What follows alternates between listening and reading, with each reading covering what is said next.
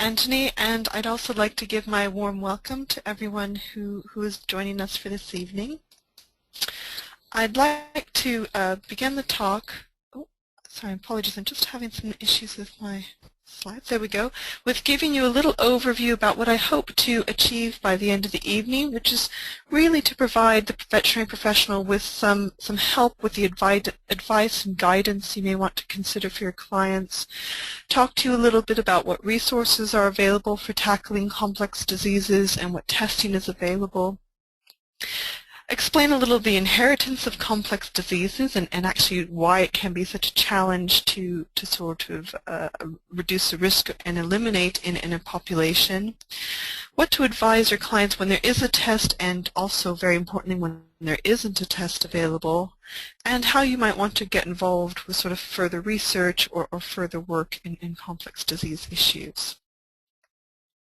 So first off, I think we should sort of talk about what I mean by complex diseases, and generally speaking, you'll probably be familiar with some of these terms already. That there could be several or many genes involved, something also known as multivariant. There's often outside influences that impact how the disease develops or whether the disease emerges in an animal, such as environmental factors. There could be greater variation in how a patient presents. So within the same clinical disease, some patients may have much more mild sort of effects by it, and some patients may have much more severe effects. And all of this really contributes to the concept of something being kind of multifactorial, multivariant, and with environmental factors. An assessment for prevention or risk reduction of complex conditions is much more challenging than the single gene mutation or the simple inherited conditions we talked about last week. And one of the reasons is that they're currently only able really to be assessed through schemes or through clinical examinations, which is an excellent way, of course, of discussing the health of an individual dog, but really with these schemes you're limited to kind of assessing the phenotype of the animal and not always having the best predictors for the genotype or the genes that that animal could be passing on to its progeny.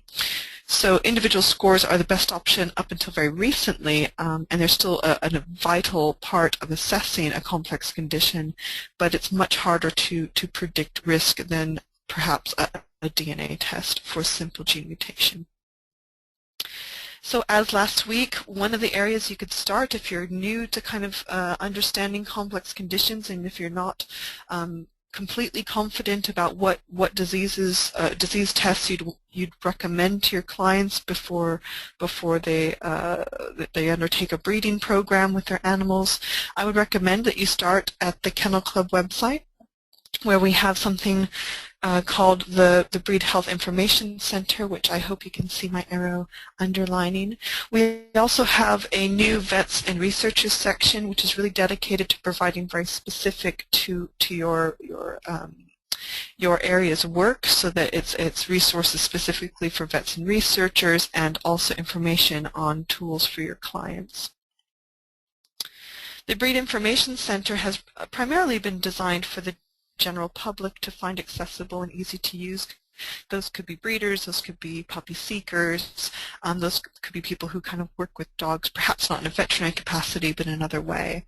And it's a quick and easy access for health information and other information about Kennel Club recognized breeds. But the principles behind this information is universal across any breed and also across any dog, really. And there includes some breed-specific health tests and health scheme recommendation, breed club contacts, assured breeder scheme information, and breed rescue, and many other tools. So it's a good kind of all-rounder for finding breed-specific information. To use the Breed Information Center, you simply type in the name of the breed that you're interested in looking at. And in this example, I've selected the Labrador Retriever. And you can see navigating through the page that there are a number of tests that are recommended for breeding. We try to give some prioritization about which schemes or advice are particularly relevant to this breed, and kind of as a rule of thumb, anything that falls under the assured breeder's requirements or recommendations, which are these two sections, is something that we would hope any dog, anyone wanting to breed a dog would undertake before mating to assess the health of that dog from an inheritance point of view. And then there's something called other health tests available, which is down at the bottom, if you can just see here. And these are DNA tests or other schemes that are kind of diseases that are known in the breed and may be important to particular lines, but are not perhaps prevalent throughout the breed. So that's something that you may want to consider if you're a dog breeder, or advising to your client if you have any particular reason to feel like that may be something that that dog or those lines are susceptible to. The specific schemes I'm going to be talking to about today for our examples are going to be hip and elbow dysplasia, which I've circled in red for you. So once you have an idea of what you should be recommending a dog to be tested for, if it's a simple gene mutation, i.e. if it's a DNA test, the test result is displayed through the Health Test Results Finder, and I talked a little bit about that inheritance and what you can do with those results in last week's talk. And then today's talk we'll be talking about what to do when it's a complex condition, and i.e. it's something that's assessed through a BVA, KC, hip scheme, elbow scheme, eye scheme, other conditions. And again, you can find the scheme results through the Health Test Results Finder in the same way as a DNA test, but we also have a new resource called Estimated Breeding Values, which I'll talk about later today. So again, kind of what can I do with the results? In this example, this is a real dog, but not a real dog name. One hopes. It might be. Let's hope it's not. You can see that for just like for the DNA test that we talked about last week, you can see a little bit of information about this individual dog's results. You can search for any dog that's a Kennel Club registered by their registration name or by their registration number. It's open access to the general public.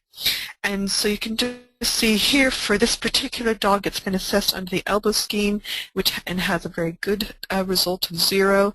You get information about when that dog was tested and the age of the dog at the time of testing, which can sometimes be very relevant depending on the scheme. You can also click through to these top tabs here, which give the same results if they're available for the parents, the siblings, and any progeny.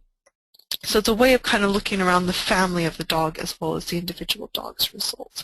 And that's something that's particularly important when you're looking at complex diseases. Okay, so now what is the goal?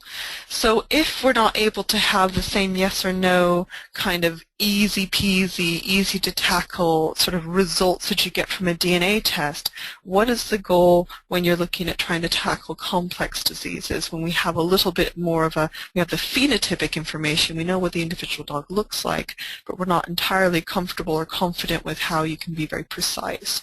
And I think what we need to keep in mind is trying to reduce the risk of the disease being passed on from generation to generation. So in the first generation, you should see a small risk reduction, and in subsequent generations, you hope to see even more gains made in risk reduction.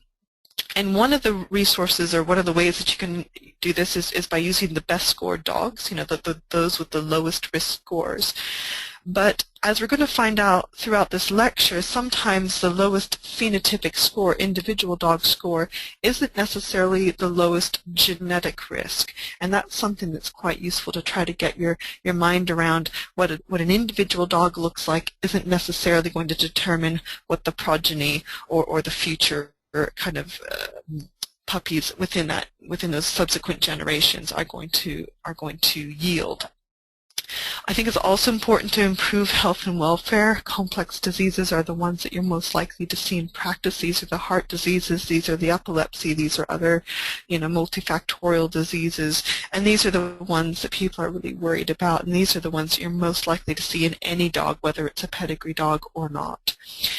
So we want some more information on an individual dog's health, the clinical exam, where you lovely people come in, and also try to use that information to improve the tools to increase specificity in what we're actually able to achieve and precision in how we reduce that risk. And one of the tools that we're going to be talking about tonight are breeding values, both estimated breeding values and a little bit on genomic breeding values. And eventually the ultimate goal is to